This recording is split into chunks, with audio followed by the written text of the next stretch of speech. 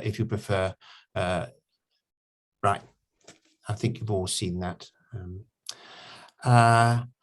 During the actual talk, Lee Johnson, whom you can see here, will mute everybody so that we don't get any extraneous sounds and so on and so forth. But after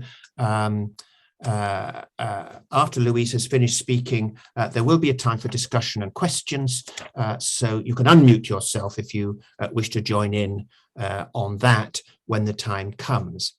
And just one final point, if you would refrain from using the chat mechanism, because there's a sort of, it makes the sort of background sort of activity which is a bit distracting for people while the talk is going on.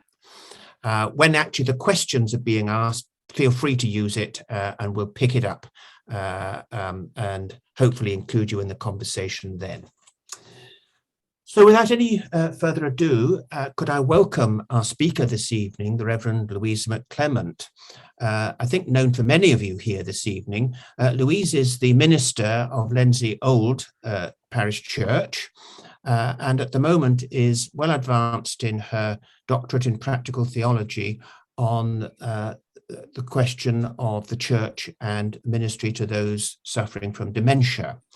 And I know that she has done a lot of work in her own ministry in that field as well. So this is both a practical and an academic interest, particularly as it relates to the ministry of the church. So without any more ado, Louise, I will hand over to you and welcome to us this evening. Okay, David, thank you. Just want to say thank you as well to David for inviting me to speak tonight. It's a real privilege, and thank you for everybody here giving up their time to come along as well. I really appreciate that, and I hope you find what I'm going to say interesting. First of all, I want to tell you a story just to introduce the subject tonight. And I'm going to show you, I've got my daughter here to help me with the slides. Okay, just click on it. Fine. Okay. This is a picture of our afternoons at our Come and Sing Dementia Friendly singing group.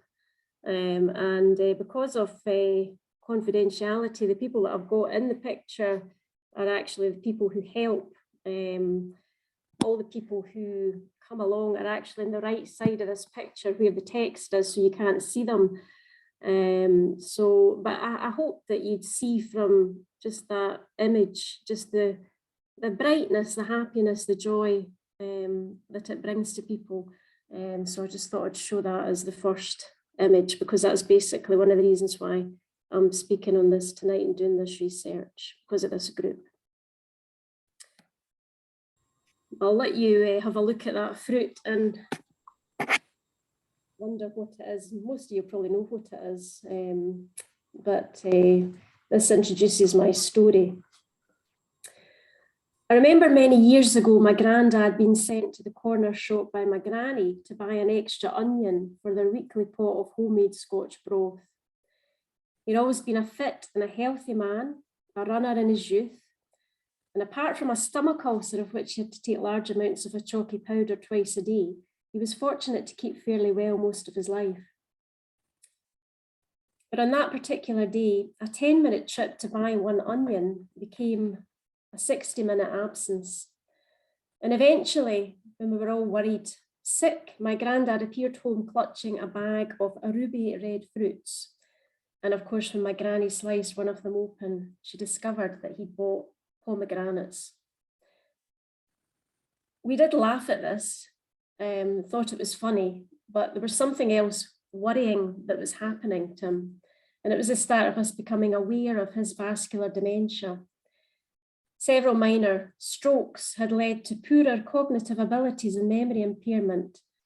Grandad could tell stories from his youth in the greatest of detail, but at the same time, he couldn't remember what kind of sandwich he had just eaten for his lunch. And that day when he was sent to the shop, he couldn't work out what fruit was, vegetable was an onion. So I'm sure that many of us can resonate in some way to this story, for dementia touches us all. In 2015, there were 90,000 people living with dementia in Scotland, and of which 3,200 were under the age of 65. And by 2036, it's predicted there'll be more than 164,000 people living with dementia in Scotland. Worldwide, dementia will become a global epidemic within the next 20 to 30 years. So what is dementia?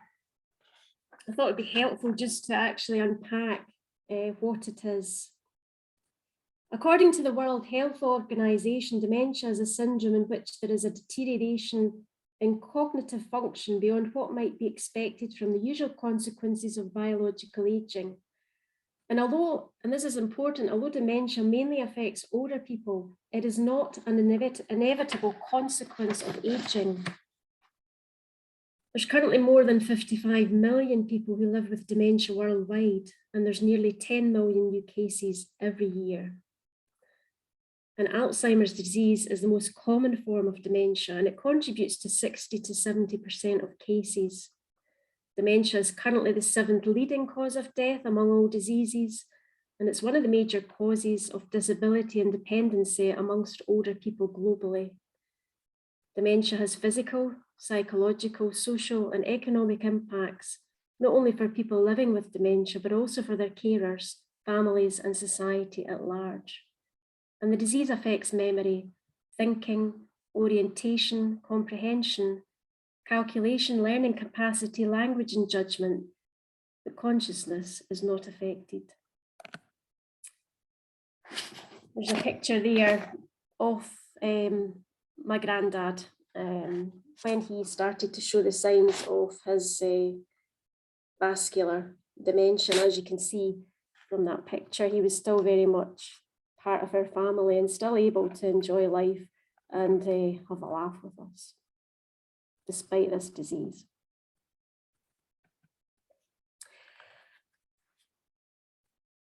We talk about dementia and we talk about Alzheimer's disease, but there are actually lots of types of dementia. There's Alzheimer's disease, which is caused by the chemistry and structure of the brain changing, leading to death of the brain cells. There's the vascular dementia, which my grandfather had, where oxygen supply to the brain fails, which results in the brain cells dying. There's dementia with Lewy bodies, which are spherical structures which grow in the brain cells and cause degeneration of brain tissue. There is frontotemporal dementia, where the front part of the brain is damaged. There is also Korsakoff syndrome, which is a dementia associated with heavy drinking over a long period of time. And there is CJD, in other words, mad cow disease, where infectious agents attack the central nervous system and can cause dementia. There's HIV-related cognitive impairment. There's mild cognitive impairment. There's also rarer causes of dementia caused by motor neuron disease and Parkinson's and Huntington's disease. So there are a whole list of variety of types of dementia. So we have a disease of which there are many different types, which cases are predicted to increase over the next 20 to 30 years. It's a disease which affects us all. One day it may even affect ourselves. And I'm aware that after hearing all this, we may be feeling a bit bleak and despondent and even a bit helpless. But behind each diagnosis of dementia, there is a person who has their own story, their own experience of life, gifts and abilities, quirks and foibles. There's a person like my granddad who has been loved, is loved, and who still is able to love. A person who's part of a family, a group of friends and a wider community. And a person who, according to our own Christian faith and the Christian narrative, is infinitely loved by God. And I now turn to the words of Psalm 139, which remind us how God knows us, all of our lives, and always holds us and loves us. You have searched me, Lord, and you know me. You know when I sit, you know when I rise. You perceive my thoughts from afar.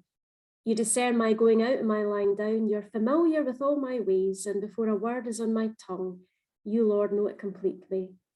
You hem me in behind and before. You lay your hand upon me. Such knowledge is too wonderful for me, too lofty for me to attain. And here are the key verses. Where can I go from your spirit? Where can I flee from your presence? If I go up to the heavens, you are there. If I make my bed in the depths, you are there. If I rise in the wings of the dawn, if I settle on the far side of the sea, even there your hand will guide me, your right hand will hold me fast. And if I say, surely the darkness will hide me, and the light becomes night all around me, even the darkness will not be dark to you. The night will shine like the day, for darkness is as light to you.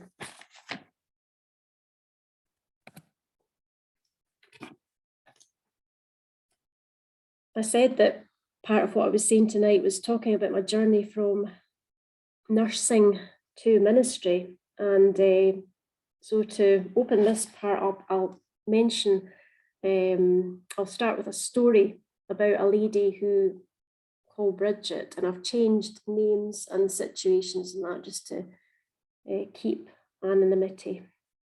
In the 1980s, nursing was a very different world. This isn't actually a picture that I'm in because I couldn't find any old nursing pictures. But this was the type of uniform that we wore. You can see now if you go into wards, it's completely different. It's trousers and it's no hats. So it was a different time and it was a different way of nursing, a different way of understanding people living with dementia. So I'll tell you this story about Bridget. Sorry. Her name was Bridget, and she was a patient in the long-term geriatric ward where I was allocated my first placement. I was 17 and training to become a nurse, and it was 1987. She lay in bed most of the time. Her dementia was advanced, and as a student nurse, I was taught how to bathe her, to dress her, to change her, to administer her medicines, to feed her, to basically do the things for her she was no longer able to do for herself. And I remember at 17 and a half, her condition upset me, it disturbed me, and it did make me question my faith in God's goodness. And Bridget lay in bed, spending hours curled up in a fetal position and staring blankly into space.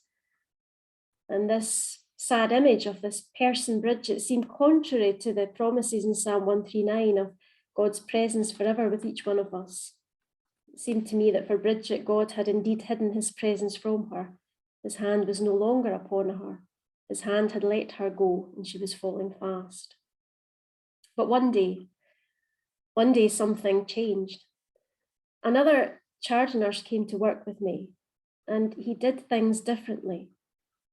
Together we bathed and dressed Bridget, and as we did, he did such subtle things which made such a difference. He spoke not over her, but to her.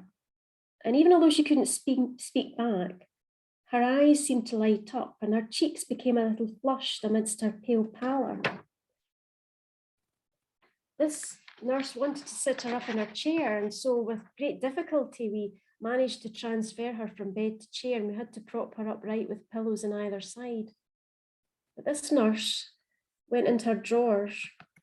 He found a makeup bag with a pink lipstick in it, which he delicately brushed on her lips. He made sure her clothes were colour coordinated. He tied a pretty scarf around her neck. He finished her outfit by taking the time to fix a gold brooch to her blouse lapel, and he sprayed her perfume that was in her drawer and her pulse points. And like a wilting plant, when given some water, Bridget slowly started to curl open once again.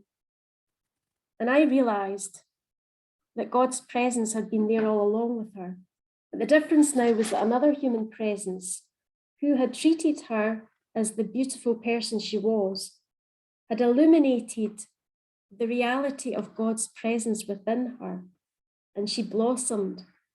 And although later that day she had to be returned to bed, I remember thinking how fine and regal she looked while sitting upright in her chair, and how satisfying it had felt to care for her in this particular way.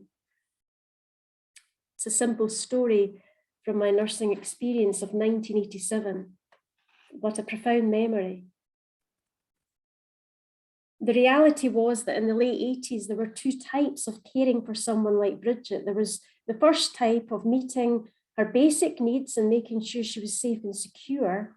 The other type was doing all of the above, but also taking the time to speak to her as a person, even when she may not understand and wasn't able to speak back, and dressing her as an individual with her own preferences, enabling her to wear her pink lipstick, her brooch, her scarf, and her favourite perfume. In other words, it was my first introduction to person-centred care, a care which illuminated her personhood despite her advanced dementia. Personhood is an interesting concept in theology in the history of the church.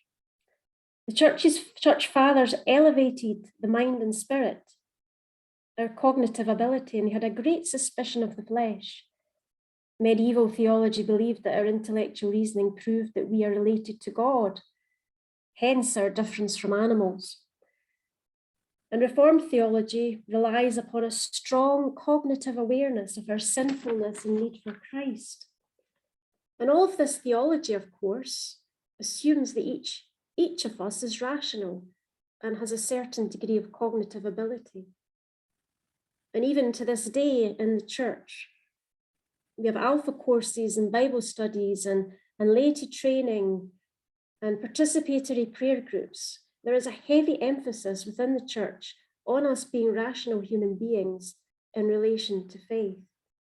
Rationality, therefore, becomes a prerequisite of humanity and what it is to be human.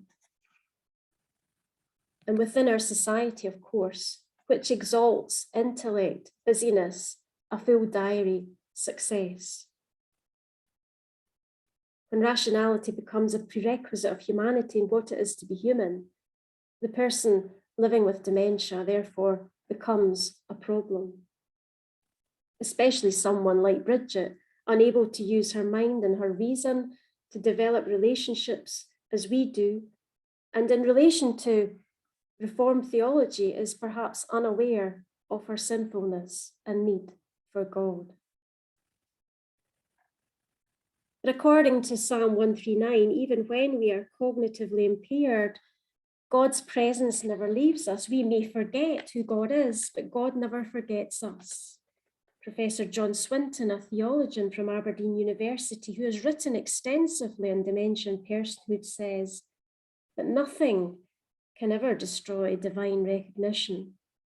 Devastating as dementia can be, especially in the case of someone like Bridget, the human being does not dissolve, even in end-stage dementia. As the psalmist says, "Where can I go from your spirit? Where can I flee from your presence? If I settle on the far side of the sea, even there your hand will guide me, your right hand will hold me fast."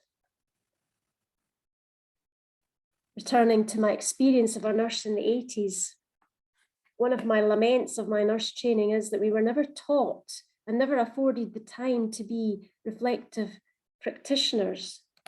We didn't get the chance to meet together in a group and share our experiences of nursing those with dementia. I didn't get the opportunity to articulate with others my experience of Bridget's personhood shining through because of this person-centred care, which I'd experienced working with that charge nurse, and in turn improve our practice and learn from one another. So I locked it away, and I only now talk about it in my research. Donald Schoen, a philosopher and professor in urban planning at the Massachusetts Institute of Technology, it was him who developed the concept of reflective practice. He described the gap between the high ground of theory and the swampy lowlands of practice. As a student nurse in the late 80s, we were taught the theory in college and expected to carry it out by the book in practice. Schon describes this standard body of knowledge which can be learned in professional schools and then applied to a range of issues out there in the work situation. But human beings are diverse and complicated. And as we've seen in all the different types of dementia that there is no textbook dementia diagnosis, prognosis, or program of care. Each diagnosis of dementia has its own specific prognosis and needs its own care package. It needs to be tailored to suit the individual's needs, and it needs to be overarched by the support of a loving community. In the 80s, the basic care given to Bridget from the textbooks of the period was kind, it was caring, it was safe, it was compassionate, but it was also institutionalized. It was dependent on the strictest of regimes, and there was little opportunity for those caring for people like Bridget to engage in reflective practice with other colleagues. The result of this was that there was a gap, as Schon describes, between the high ground of theory and the swampy lowlands of practice. And this gap, I would argue, thwarted the speed and progress of innovative, life-enhancing, person-centered dementia care and strengthened the underlying malignant social psychology and positioning bubbling under the surface of society and which in part dwells within us all. I now want to describe what I've just mentioned about malignant social psychology and what that actually is. Tom Kitwood, as you can see in the image, was a professor of psychogerontology at Bradford University. He was a pioneer in the field of dementia care. He challenged the old culture of care in the early 90s, interestingly, just a few years after I'd started my nurse training. He developed new person-centered care, taking into consideration the perspective of the person with dementia. Kitwood brought together neurology and psychology and proposed 3 equations: that dementia is compounded from the effects of neurological impairment and also of malignant social psychology, which I'll explain in a moment. Secondly, neurological impairment in an elderly person attracts itself to this malignant social psychology. And thirdly, malignant social psychology bearing down on an aged person whose physiological buffers are already fragile actually creates neurological impairment. Kitwood recognised that neurological impairment in an older person attracted to itself what he called malignant social psychology. And he said that this in turn damaged their self-esteem and hastened their condition. And he says that this malignant social psychology has 10 aspects, and this will explain what he actually means by this term malignant social psychology. It's got 10 aspects. The first one is treachery. It's some form of dishonest representation, trickery, or deception used by others to get the person with dementia to comply to their wishes. Disempowerment is de-skilling a person with dementia, doing things for them that they can still do for themselves. Infantilization is treating a person with dementia like a child and speaking to them like a child. Intimidation is forcing them to do things they don't want to do or taking them somewhere they don't want to be.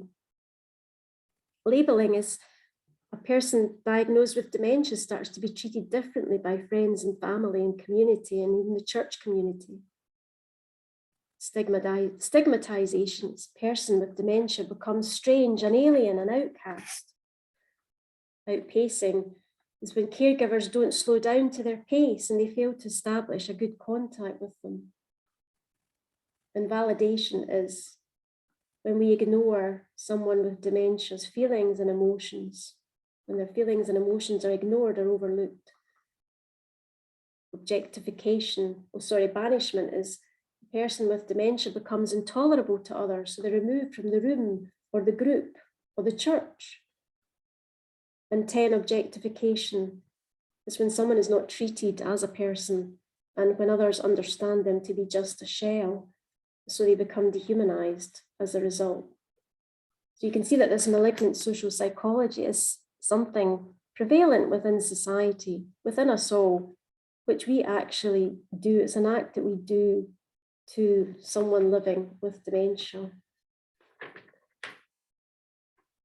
And why? I mean, why is it that we do this? Why should neurological impairment in older people attract this malignant social psychology? Why is this? Well, Kitwood suggests that it could be that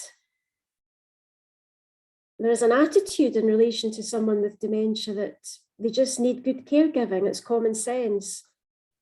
Just do unto others as you would have done to yourself. But when in reality, knowledge, skill, empathy, and imagination are needed in high levels in relation to caring for those with dementia. They don't just need good care, they need highly skilled care. They attract malignant social psychology because of the busyness and the pressure of caregivers. And I mean, I know myself as a nurse, even as a minister, that this is something that is prevalent, and it's happened within my own practice. That neurological impairment in older people attract malignant psychological positioning because we don't believe that the person living with dementia, diagnosed with dementia, is actually a person anymore. Therefore, we don't treat them with the respect they deserve. We're still kind to them and caring and considerate, but we don't treat them as we should. And as I said earlier, there can even be theological beliefs in relation to this, where our faith is always reliant on high cognitive ability. And then there is unconscious motives. We all know that we will age and die.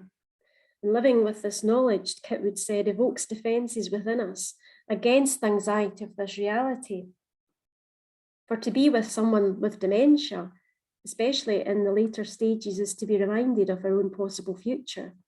So to protect ourselves from this anxiety, we therefore keep those living with dementia at a psychological and a physical distance. And just some examples of the malignancy, some illustrations. I'll go back to the list. Treachery. An example being that Jan is a widow. She's got no close relatives nearby. She's behaving oddly and wandering the streets at night. Her nearest relatives, who live quite a distance away, are asking to intervene. And so they visit her and tell her they're taking her out for a drive, as they do once a month anyway. But the drive ends up at the geriatric assessment unit and she's admitted. In relation to disempowerment, an example being that Dan is eating his dinner, and although he's getting slower at eating his dinner, he still manages to do it. But his caregiver becomes impatient watching him and takes the fork and knife from him and feeds him herself. Infantilization. Eric has always been mothered by his wife at home. It's always been part of the relationship. But since being diagnosed with dementia, Eric is confused as his wife is talking to him as if he was a child. And when he spills his tea, she scolds him by telling him he's a naughty boy, and if he does it again, he'll need to drink his tea in the kitchen. Intimidation. Well, Sheila has dementia and is having to go for brain scans. And the professionals who are caring for her, when they find out she has dementia, they treat her with kindness, compassion, and care, but they treat her impersonally. They talk over her. And as a result, Sheila becomes angry and lashes out. And labelling.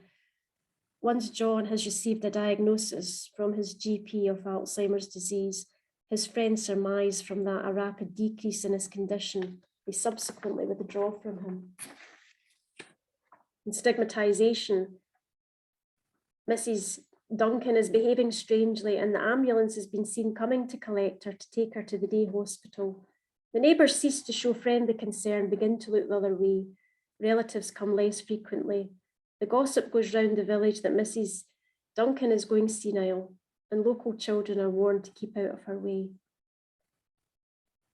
And outpacing. Doris, who has dementia, is enjoying the company of her friend in the cafe. Another lady pops in and starts to chat to her friend and ignores Doris. And Doris feels as if she's starting to fade away. And validation. Mrs. D sits up in bed one morning and says to her husband, "Who are you?" He is taken aback and responds aggressively by saying to her, "And who are you then?" taking no account of her feelings of strangeness and her need for reassurance. Banishment.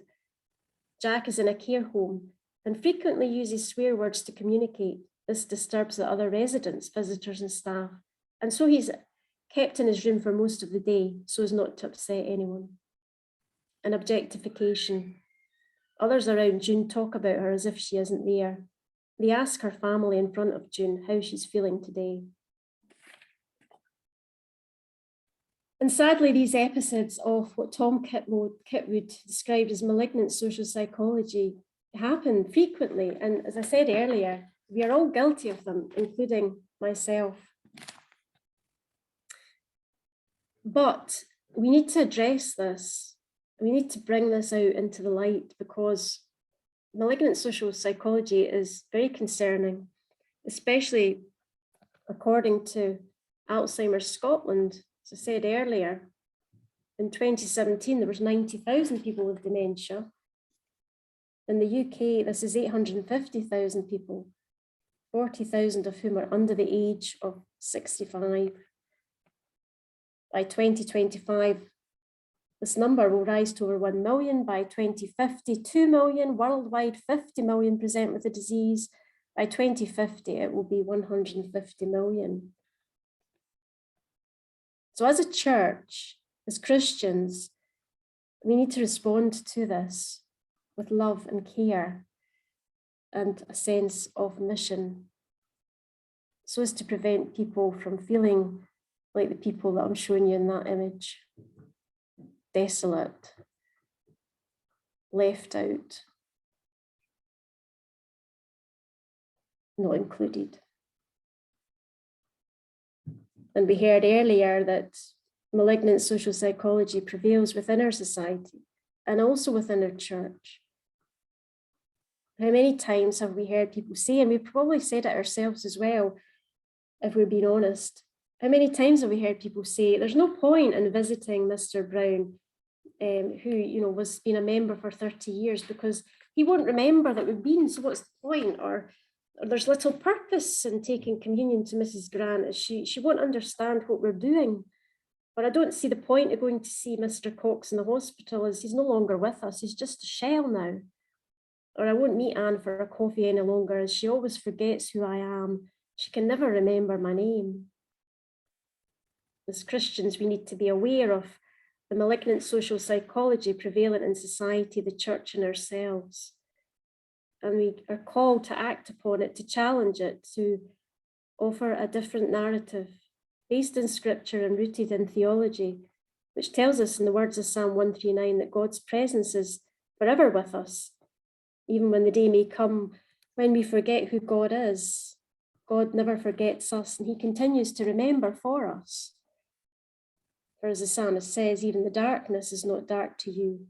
The night will shine like the day, for darkness is as light to you. And so we have the opportunity as a church to do this.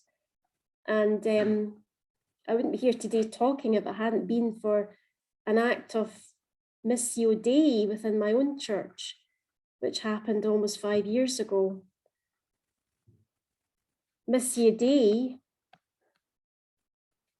is a theological concept. It first arose at the Brandenburg Missionary Conference in 1932, and it was Karl Barth who became one of the first theologians to articulate mission as the activity of God himself. David Bosch, an influential theologian and missiologist who placed mission in the context of the doctrine of the Trinity, Father, Son, and Holy Spirit sent the church out into the world. Therefore, mission becomes God-initiated, and the church is a vessel through which God uses to carry out his mission. So mission, therefore, is not primarily, as sometimes we forget, it's not primarily an activity of the church, it is actually an attribute of God. So any mission that we are called to do is an attribute of God. Bosch says, mission has its origin in the heart of God.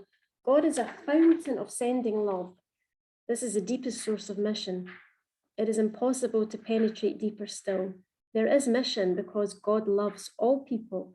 And I would add, God loves all people, including those living with dementia, and especially those in late stage dementia. I was inducted to Lenzie 5.5 years ago. I want to now tell you a wee bit of the story of how we saw Missio Dei happen in our midst, God initiating mission to those living with dementia. When I went to Lenzie, I had no inkling, no vision at the time of an expanding dementia ministry within our church. We are told in the church that we are declining, so therefore we should be concentrating on children and younger people and young families. I expected that with Messy Church and other activities that we would be concentrating on that. But one day an elder came to me and she shared with me her idea of a dementia-friendly singing group. It was a vision she had. And I always have enjoyed working with people with dementia due to my nursing career. And so I encouraged her vision. We decided to contact Alzheimer's Scotland for assistance. And in the picture on the left, you can see Anne O'Donnell with the blue t-shirt on, who is our local Alzheimer's Scotland liaison worker. And she helped us set up the group. Several members and helpers trained to become dementia friends through Alzheimer's Scotland. And our property committee made alterations to our church building and gardens in order to become registered as a dementia-friendly church. This was quite an undertaking, and it was quite extensive what we had to do. But in the picture, there's some members of our property team there as well, and that's the church receiving the dementia-friendly certificate.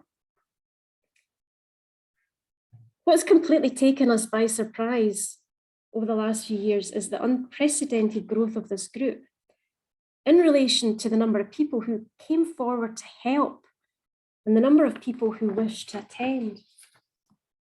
Initially, we held the group monthly, but after a few months, people asked if we could meet more regularly.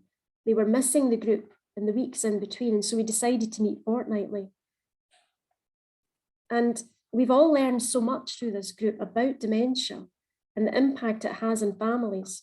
But it's not just a disease of older people. Dementia affects all ages.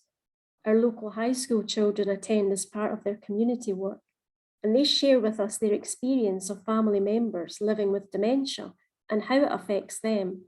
And many of them, as a result, have trained to become dementia friends.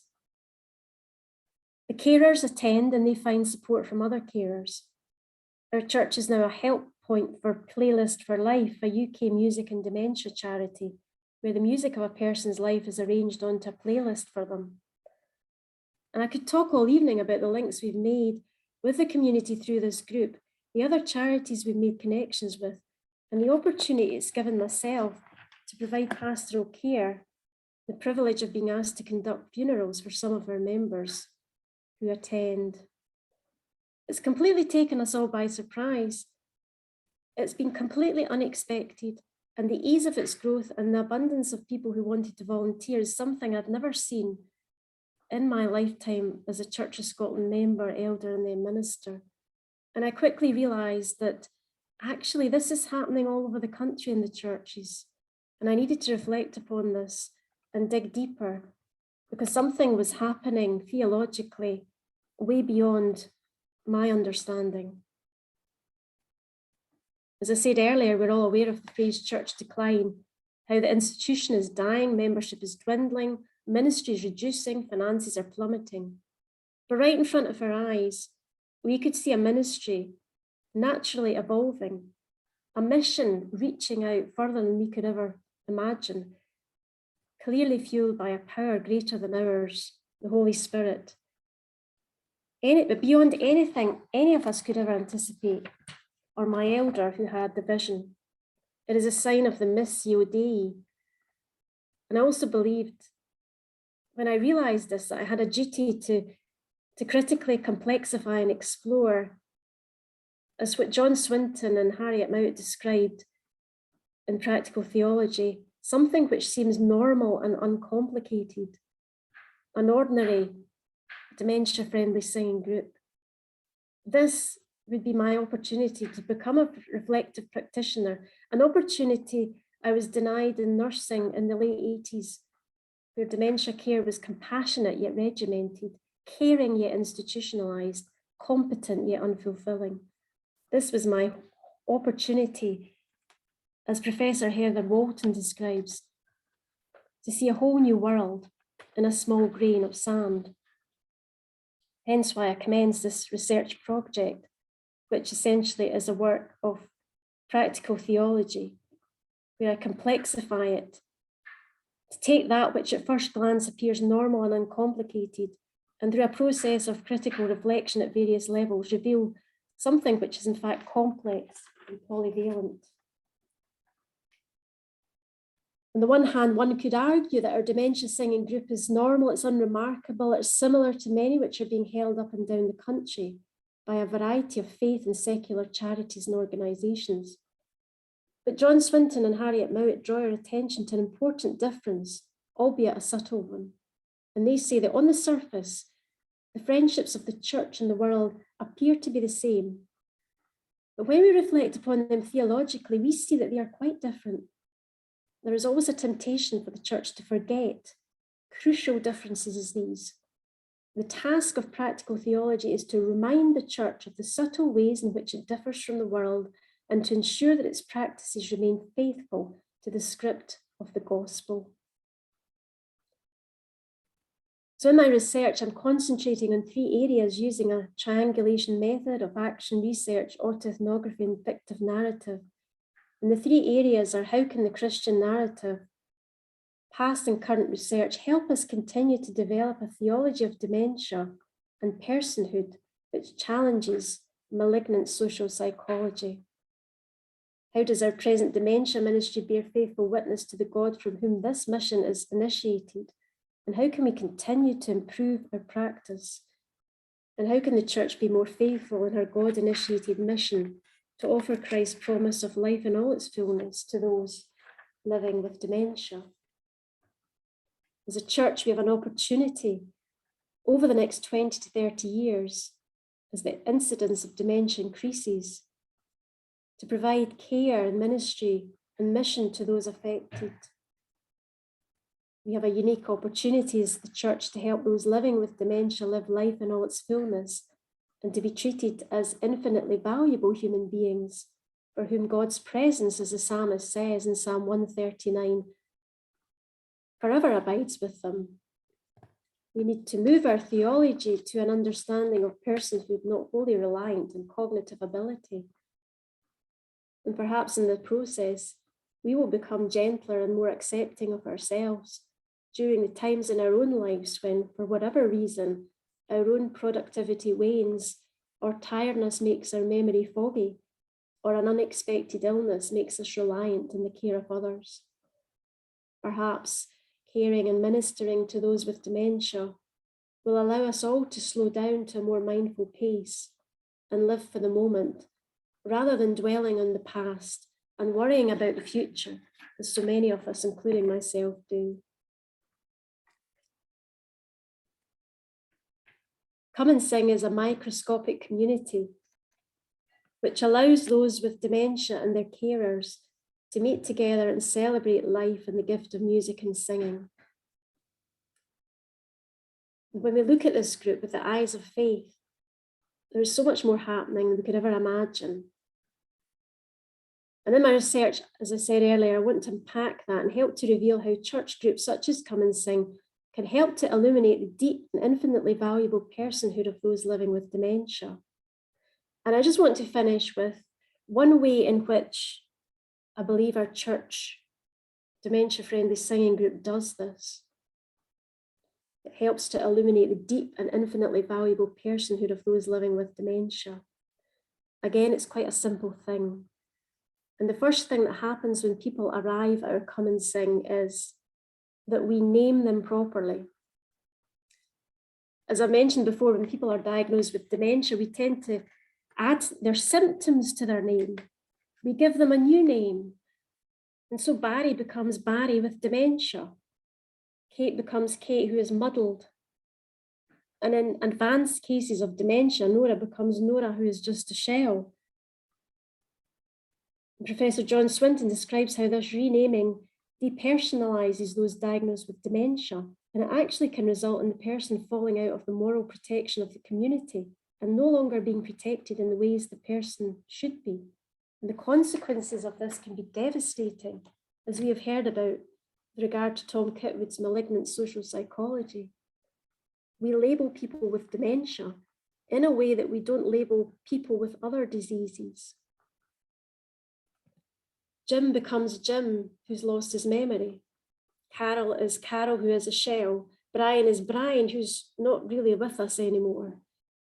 So the first thing we do when people arrive at Come and Sing is everyone, including the team members, the musical accompanists, those who help in the kitchen, everyone is given a sticker with their Christian name on it, or whatever they prefer to be known as. It is wholly their choice. We may not think much of doing this, but these little things, which are often perceived as mundane and no big deal, when reflected on theologically, are infinitely important. They help to confront the malignant social psychology, and they replace it with a theology of personhood, which acknowledges and celebrates the innate value and uniqueness of each person, despite their diagnosis of dementia. In other words, as a church and as human beings, it matters how we name people who are living with dementia. Time's now drawing on, and I could carry on and complexify many of the other acts of ministry we carry out at our singing group, but that's for the thesis. But I wanted to highlight one tonight to help you see how it's a simple acts of love. As simple as giving someone a sticker with their name in it, which acts as an antidote to this malignant social psychology. And therefore, as Christian churches and as followers of Jesus, we can all do a little thing in love, little things in love to really make a difference. Whether it's naming someone properly at a dementia-friendly singing group, whether it's making our churches more inclusive by doing adjustments to make it dementia-friendly, whether it's re-educating people and alerting them to the malignant social psychology so prevalent still within our society and ourselves, whether it's rethinking our attitudes to visiting those with dementia, especially those with profound dementia. I want to finish with a quote from international speaker and dementia advocate Christine Bryden, herself diagnosed with dementia when she was only 46 in 1995. And she says, in relation to visiting those with dementia, she says, please visit me. I usually enjoy each moment of our time together. So why is it important that I remember it? Please keep visiting me, even if I might not remember that you came before or even who you are. The emotion of your visit, the friendly feelings you give to me are far more important. It is the emotion I connect to, not the cognitive awareness of the event. It is the emotion I connect to. As the psalmist in Psalm 139 says, nothing can destroy divine recognition. We are God's hands, feet, eyes, and mouth to carry out his missio Deo in our world to those living with dementia. And I finish the talk with these thoughts. That's another picture of our group there. So thank you for listening. Thank you very much indeed, Louise, for that very provoking and moving account of your work and your experience. Perhaps we could unshare the screen and so that we can see everybody, if that's possible. Great.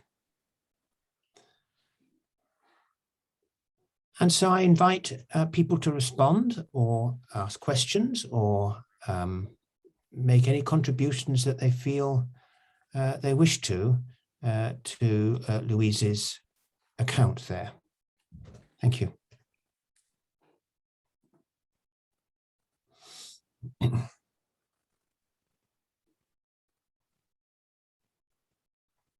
Yes.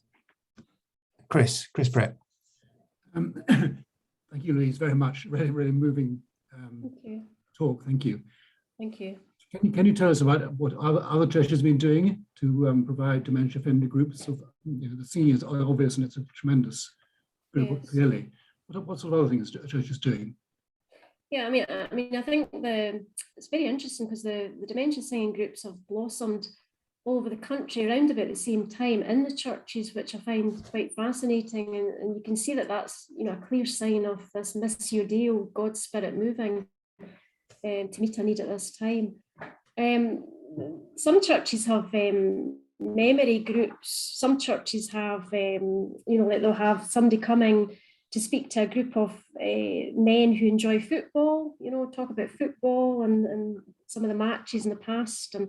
And also, it's not particularly common at the moment, but I'd like to initiate in one church. It has been done in other churches, and I know that Sheila's, who's here tonight, she started a dementia-friendly worship service in the church, which is just a short act of worship in the church, very simple and tailored to those living with dementia.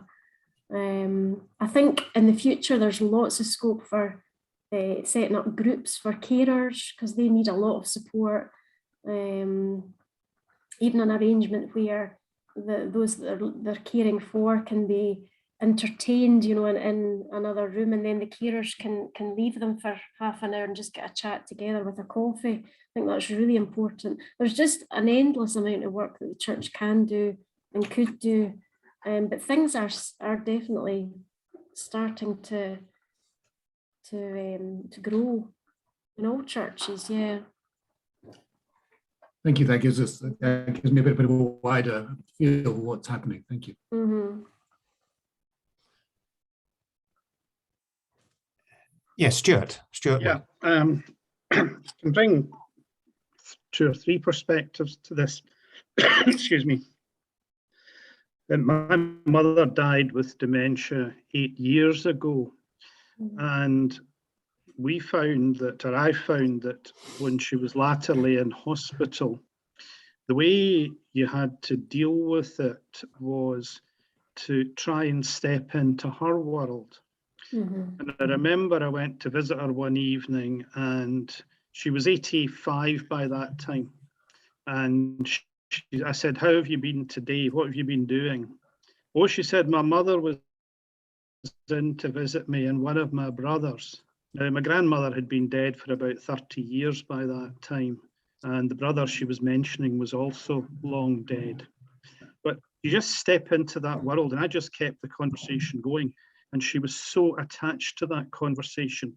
There was no point in trying to take her out of that mode. That's what was in her mind. So, and it made her happy, and it made her talk. So that's the first thing, just that practical experience. In another part of my life, I'm chairman of Glasgow Association for Mental Health, which is a fairly significant charity looking after all various aspects of mental health around the Glasgow area. And we don't treat people with mental health problems. It's really getting people back into the community who've had a mental health problem. But a big part of our work is supporting carers and those who care for people with different aspects of mental health, including dementia. And there is a phenomenal amount of work to be done, I feel, with that group. And I think churches are well placed. There's a lot of embarrassment among people who are carers. They're perhaps caring for a parent or a relative, and they need encouragement to be brought out to realise that there's no stigma attached to this, because old stigmas, I'm afraid, are still with us. And this is another part of our work, trying to break down the stigmas in all aspects of mental health. So I think there's an opportunity for the church to look at the carers. And in my personal situation, dealing with the social workers and the mental health professionals in my mother's case, they were very keen that we had to step back from time to time and have a break from this. It wasn't something that we as amateurs, if you like, could handle on our own. And I think there's a lot of support could be given, and a lot of encouragement, a lot of help given to people who in our congregations are living and coping with that, because it does put a tremendous strain on them. And the third thing is, I've got various strands to my life nowadays, and the beauty of being retired from full-time work. I'm also a Blue Badge tourist guide during the summer months. And we are finding more and more that families, and this is horrendous when you don't realize it's happened and you have to deal with it. Families don't, in some cases, are not thinking twice about booking mother or father or granny onto a coach tour on their own and leaving them at the mercy of other people, complete strangers, for the week or whatever that tour takes. And it's something we are having training in how to cope with and how to deal with, because we're finding, and I've had personal experience of this as a guide, that there's a great deal of rejection's probably the best word from many of the visitor attractions around Scotland open in normal times. They really want you to almost put a leash on these on people with dementia if they discover it. And I think there's a lot of work and information and to be put out there to these organisations.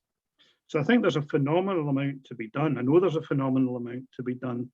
And I think as Christians and in the church, we can only scratch the surface, but I think we've got to keep scratching that surface to try and go over some of, these are just a few of the issues I've come across in my own experiences. Yeah, that's really Thank you. interesting. Thank you. Very interesting.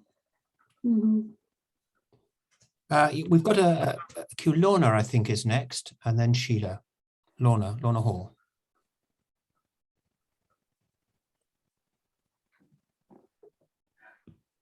You need to that's it. That's me.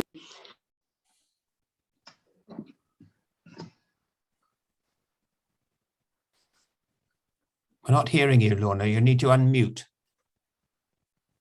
Sorry. So, That me? yeah, that's you, Lorna. Sorry. I'm one of the members of the Louise's Church in Lenzie and one of the organisers of Come and Sing. And just a couple of points. First of all, the training for dementia from Alzheimer's we found really helpful. If I could just give one example of something, and I had worked with children with cognitive impairments, and I thought I knew a lot about it. But one of the things that came across was when we had an audit of our premises, and it was pointed out that we had a black doormat. And for people with cognitive impairments, this could look like a hole and could be very worrying for people to step onto this doormat. They were afraid that they were going to disappear down into a hole, and it was just a simple matter of changing the colour of the doormat. And there were many hints like this which were pointed out during the audit. Some of them were very simple, some were more involved and cost quite a wee bit of money, but a lot of them were very simple. So I would recommend anybody having an audit by their local Alzheimer's person, organiser or whoever happens to be there, to do the training. The second point is, I think we've all in our group been taken aback by the fact that we've become a community group. We're not a group of church members. We have church members in our group, but among our helpers and among our carers and our singers of all sorts are people who have lived in the community for many years now. I've lived in the community for a long time and been in the same church for a long time. And I'm quite astonished sometimes at the people who are coming in, and I think, I've never seen you in this church in your life before.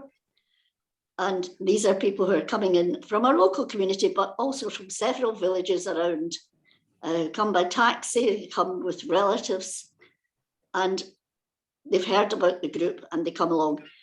They now feel a part of the church. I overheard someone remarking that a lady who's now one of our helpers and has been since the beginning, she was in a social group and something was mentioned about the church and she said, oh, that's our church. And this lady is not a church member. only comes along to come and sing, but she considers it now her church. And so I see us as doing this mission to the community and not just a local, an in-house group for our members. Thank you. That's Thank the you. 2 points. Thank you. Thank you. Thank you. Louise, do you want to respond to that at all? Just to say that it was actually Lorna who's been very humble, but it was Lorna that had the vision. She was the elder that actually came to me all these years ago and had this vision for this dementia-friendly singing group. So it's done a tremendous amount of work. But yeah, I think, you know, as Lorna says, it just, you know, in this situation that we have at the moment of church decline, you know, this ministry is unexpectedly, it's just reaching out to the community, and it's drawing people, you know, not necessarily to faith, but, you know, just to become more positive about the church and to feel part of it, which is just small steps, but, you know, it's sowing seeds. I think that's what you would say. And it's encouraging. Yeah. Thanks, Lorna. Sheila, you'll have to unmute yourself, Sheila. Thank That's you. fine. Can you hear Thank me? you. Yes. I was very interested in what Lorna was just saying about the black mats, because that's something that hadn't crossed my mind before. But when Chris was speaking, no, Stuart, whoever was speaking about the idea of coming across parents who are talking about their parents and that, you know, they're long dead, there's two things within that. Helping other people who are carers of people with a form of dementia becomes quite a different thing from dealing with someone with dementia in your own family. There can be a care and an acceptance and a patience that is easier when it's not the person that you have been used to, and that you find them not getting things right, which is how it can appear. I too did some training with Alzheimer's Scotland when we set up a town break group in the 90s. And prior to that, I'd been part of a spirituality and dementia group at Stirling University in the 80s, before the major centre started there. And I was very struck that there were things that I learned over the years that were very helpful, such as when someone is talking about someone long dead, rather than saying to them, oh, don't say that, you know, they died years ago, which some folk, that's the reaction, that you simply say, have you been thinking about so-and-so a lot recently? And just encouraging them to talk about that person and not seeing it as something wrong, but just enabling the experience. But over the years, I felt very conscious that there are a lot of people with very helpful information that somehow we're not really pulling together. And that bothers me. Having been very involved at one point and then going to a conference some years later and discovering that a lot of the basic things I knew didn't appear to be known. And within what Louise was talking about, I felt very much one of the most challenging books I read was, I think it was Malcolm Goldsmith, who wrote about hearing the voice of people with dementia, which is one of the most challenging books I've ever read, and quite an unsettling book, because we've got into this habit in your 10 points of your malignant psychology that we've tended to talk over people and not actually be talking to them, and that is quite an issue. I think Louise is doing a great service to the church to get some of this down, to share with people, because a lot of it is being done by caring people. I don't mean the work of the come and sing, the ongoing attitudes that aren't right are coming to the fore in people who would be quite aghast to realise how uncaring that actually comes across as, and that we do need to educate people hugely in this. And I loved your link with Psalm 139 and the idea that people are not just shells. I visited an old lady faithfully in Belsteig Hospital for many years, and this is my last story, and she was curled up in bed in a fetal position at every visit and never spoke a word, and we had apparently no communication at all until the day before she died, and I'd been asked to come and visit her, and I prayed with her and finished the prayer with the Lord's Prayer, and 3 times during the prayer she joined in, and I had never heard her speak before, and that just really struck me. So that's all I've got to say, but thank you, Louise. Thank you. We've got some more from Carol Lovett, but Yeah. Louise, do you want to respond to that? I wonder whether I could just sort of add to that, really. I mean, we're conscious that there's a number of a range of skills that are being employed. There's medical skills, there are perhaps social workers involved at a certain stage.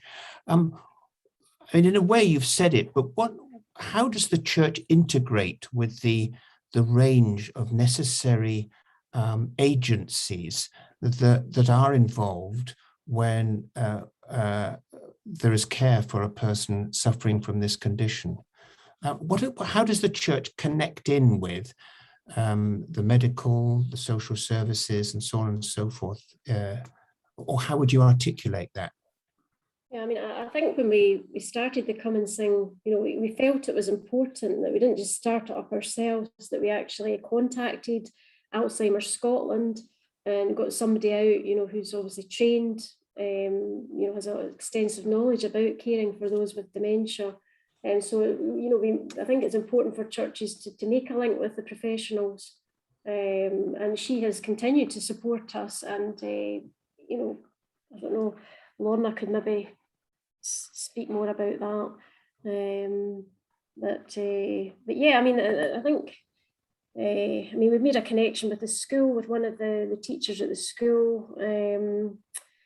We've put the flyers in the doctor's surgeries. But yeah, I mean, there's certainly more connections that could be made. Yes. Thank you. I'm conscious that time is getting short, but could I ask Carol and then Liz, and then we'll see how we go from there. But Carol, if you could make it fairly brief. Mm-hmm. I just wanted to be very brief. I've been racking my brain while I've been listening to this, and I think St Mary's in Port Glasgow, the SCC church there, became a dementia-friendly church, and they reached out through craft work rather than singing. Chris was asking what other ways that they could work with, and it was David Gifford's wife that was the driving force behind it. Mm-hmm. So that's another avenue for us to look at. That's true. Yeah, that and art. Yeah. Mm-hmm. No, that's a good point. Mm-hmm. Thank you. And Liz. Sorry. Yeah, I think during the time that we were restricted from singing, we thought of doing maybe a craft or other activities with the group, just to keep that continuity. We did try online Zoom to keep the group going at one point too, but I think it was more difficult with people with dementia, their concentration, it didn't really connect well with the online. But we're now getting back in person with the group, and we start back next Tuesday.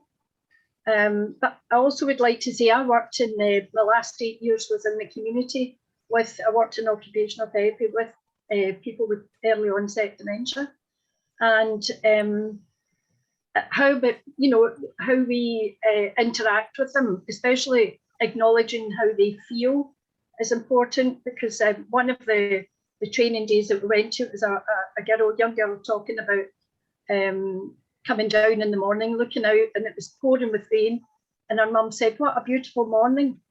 And she said, "You're feeling good today, Mum." So it was just how she felt.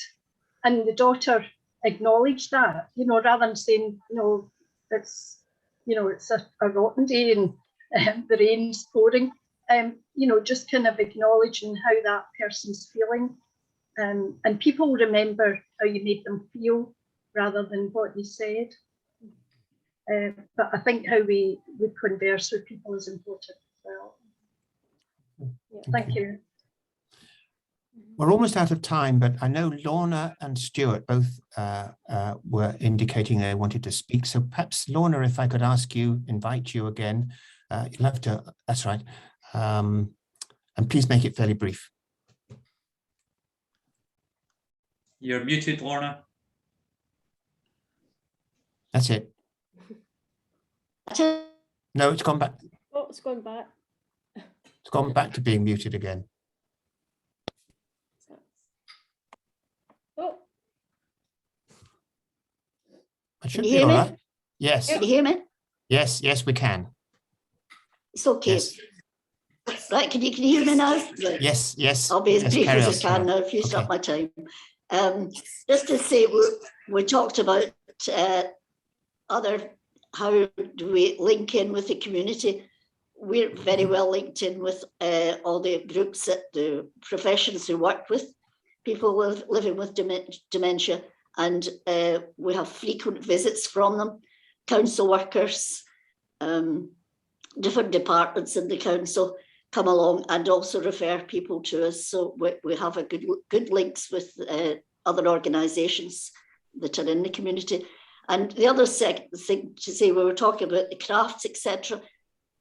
We've stuck to just singing because we've found, we've seen such remarkable successes of people who come in, sing nothing and are joining in the singing within 10 minutes. And we've seen the tears of families and the love and the enjoyment of families, finding that their mother, their granny, their sister is taking part in the session when they've come in really looking as if they didn't know what day of the week it was. And suddenly they're taking part the same as everybody else in the room without any special advice, any special handling. They're thoroughly enjoying it as the carers are. And that's why we've stuck to singing at the moment. But we realise there are other things we could do to help, but we leave that to other groups. And we've stuck to the singing. Thank you. Thank you, Lorna. Thank you. And finally, Stuart. Yeah, very briefly, if anybody's wanting to do a bit of research and think about the things that their congregations might be able to get involved in, contacting the Dementia Services Development Centre at Stirling University. They're a superb resource. They produce a lot of material which they're quite happy to give you free copies of. I'm just sitting here in front of me. I picked them up ago. I think it was Lorna's point about the black mat. They have got a flat, and it's all about colour and colour coding. And one of their booklets is Practical Design Solution for Carers Living at Home with Someone Who Has Dementia. The other one, Practical Strategies when Travelling When You Have Dementia, and Helpful Hints to Support Eating and Drinking for People with Dementia. And there's a whole raft of these booklets, which, as I say, the Dementia Services Development Group at Stirling University, the Iris Murdoch Centre, are very happy to distribute free of charge if it's something you want to explore and find ways of perhaps engaging with people who are suffering from dementia. Thank you. Thank you, Stuart. We're out of time, but Louise, I would like just to invite you, if you wish, just to have the final word. Just grateful for everybody coming along and taking the time to listen, and also for the very helpful contributions. It's fascinating. I mean, what Stuart said about the coach tours, and it just shows you how the increasing incidence of dementia is starting to infiltrate into all different aspects of our lives, and how we all need to sort of rethink how we engage with people. But yeah, I mean, it's the comments have all been very interesting, very encouraging. You know, Stuart will certainly be in touch with the Dementia Services Development Centre. Can maybe get some of the leaflets that we can hand out or have available at our group. And also Carol mentioning about the crafts. That is something that we might think about in the future as well. So it's really helpful. So yeah, thank you. And Sheila as well, and everybody else that spoke, Liz, and thank you. Well, thank you very much indeed, Louise, and for giving us so much to think about. And we wish you very well in the future and conclusion of your research in this, and indeed in your work in Lenzie and in the church with people suffering in this kind of way. So thank you very much indeed. Thank you all for coming this evening, especially guests. If this is an open meeting, so if people who've not been before, people from Lenzie perhaps would be interested in joining us again on future meetings, you'd be more than welcome. We cover a whole range of things. Next time is going to be something completely different, but you'd always be very welcome. It's an open house, and so just get in touch if you'd like to be kept informed as to our future meetings. So before we conclude, could I just say that next month our meeting is on the 24th of February, which is always a Thursday at 5:30. And Dr. Andrew Hass, in fact, of Stirling University, who teaches religious studies there, will be talking about his new book, Sacred Modes of Being in a Post-Secular World. It's rather a complicated title, but I'm sure that Andrew can expound that and make it clear to everybody. So if you'd like to join us then, 24th of February, 5:30, Dr. Andrew Hass of Stirling University. Once again, Louise, thank you so much. And thank you all very much for joining us this evening. Good night. Thank you.